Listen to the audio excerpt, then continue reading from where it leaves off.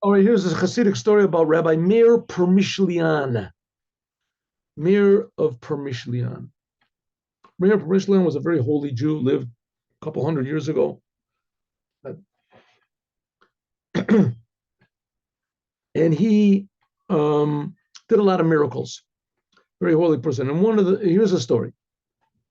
Now, in general, all the Hasidic rabbis did miracles, but the miracles were clothed in nature, so that a person would have to reveal himself. He had to think into it to reveal what went on. Here's an example.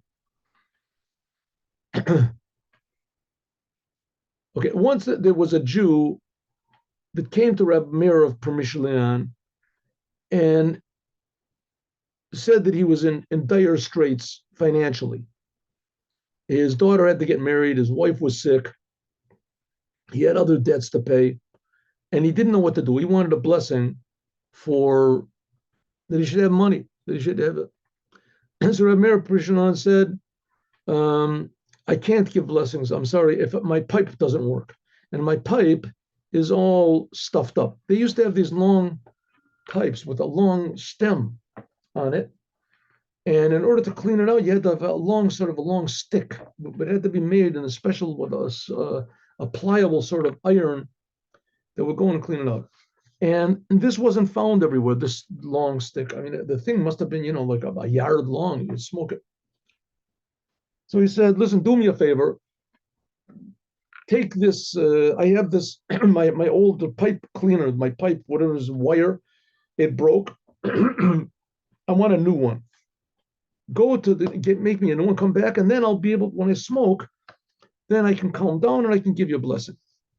So I said, okay. So this person went, and he went to all the smiths that were in the town, and none of them could make this pipe. He said, listen, it comes from a special type of iron, and you have to really know how to do it well so that it's pliable. And, and this one broke. I mean, this one must be, like 10, 15 years old. And okay. Get rid of this. Okay, we don't get rid of it. Okay. We have to, there's somewhere to get this. 1 second. How do I turn this off? I don't turn it off. Okay, anyway. So we have to, none of the smiths could do it. None of the ironsmiths could make this long thing. And some of them said, "Wait, I even tried once." And not only that, who smokes the pipes like that? Nobody smokes pipes like that anymore. And forget it, I can't do it. Oh, I didn't want to do that. There we go. No. Okay. So he's looking around. So one of the ironsmiths said, "Listen, there happens to be this old guy that lives outside of the town, and he used to be like the big smith in the town. But other people, young people came, and he's over there. He's a widower, and maybe he can make it for you. He knows how to." So he says, "Okay." So he walks to the outskirts of town, and sure enough, there's this old hut, and he goes in, and there's this old fellow, sitting he's got a big anvil, and the fire is going. And he says, hello. He said, listen, I gave this stick. He says, well, where did you get that from? What was it called? A lulika or something like that. Where did you get that from? Oh, I haven't seen that for such a long time. He said, well, listen, it's broken. Can you fix it? He said, oh, things like that. You can't really fix them, but you can make a new one. He says, yeah, can you make a new one?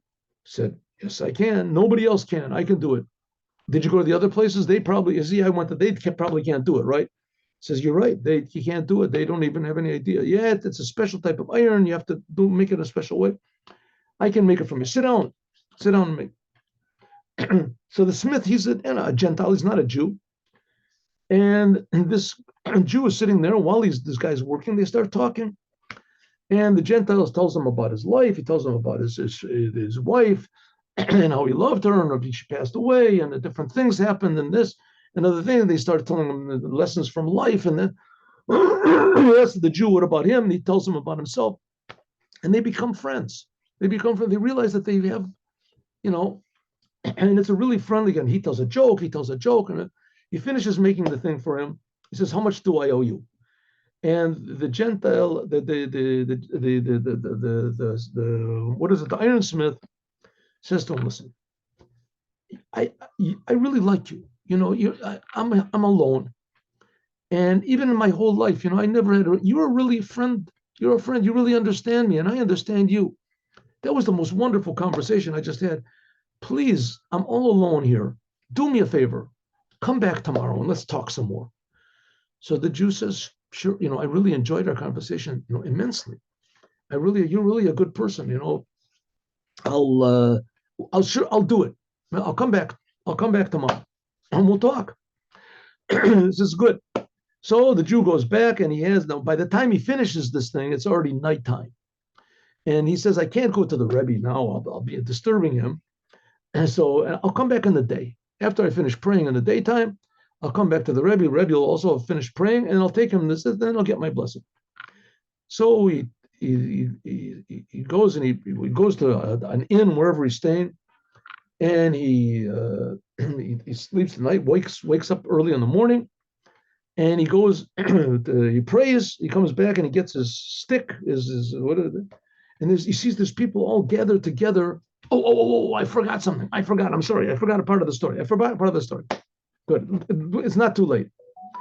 In the conversation, when he was talking to this Gentile smith, as the Gentile smith is telling him that, and he's saying that, I used to be very successful. I used to have a lot of clients, but young people came and they opened up their shops, and then he says, "But I have money. I'm not lacking any money." And when he says, "I want to pay you," afterwards, he said, "Listen, I'll show you my money." He takes the anvil that he's working on, he grabs a hold of it, this Gentile guy grabs a hold of it, and he lifts it up, moves it aside. An anvil is like, who weighs 200 pounds, 300 pounds. He lifts it and moves it over, and he shows him all this money that he's got. He says, "All this money is buried down here. What am I going to do with it? You know what? I haven't got any children. I haven't got anybody to give it to. I don't know. Maybe I'll give it to charity." I don't know. Anyway, that's some money. I don't need money. And he puts the thing back. Good. That's an essential part of the story. And he makes the stick. He makes this iron thing. And our hero goes back to sleep. He wakes up early in the morning, prays, goes back to his hotel, gets this pipe cleaner. He's walking out. He sees that there's a big group of people gathered in the street, and they're all talking and they're talking and they're talking. So he says, "Did something happen?" He said, "Oh yeah, that old Smith over there, he died last night. And now he didn't leave any money, and they're trying to gather up money for his burial, for his funeral." So he said, "Oh, he died last night. He was my friend. He was my friend. Oh, he died. That's very..."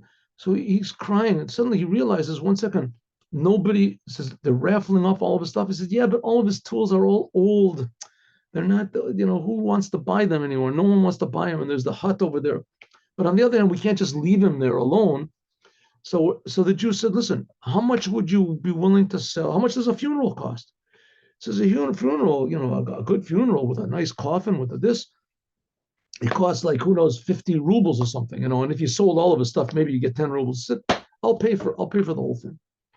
I'll pay for his funeral. I'll pay for the whole thing, 50 rubles. Takes the ruble money, gives it to him. Okay, the Jew's not, says, "But the all of his house is all mine." He says, "Yeah, I don't know what you'll do with it, but it's yours." You can have it. He goes to the house. He goes there, takes a big pole, whatever, puts it underneath the anvil, puts the anvil. There's all the money. Takes all the money. He's got all the money that's underneath there. And I mean, this is after they take him and they bury him. He goes to the burial. Afterwards, he goes back and he opens it up, takes all the money. He goes back to Reb Mair Parmishlian.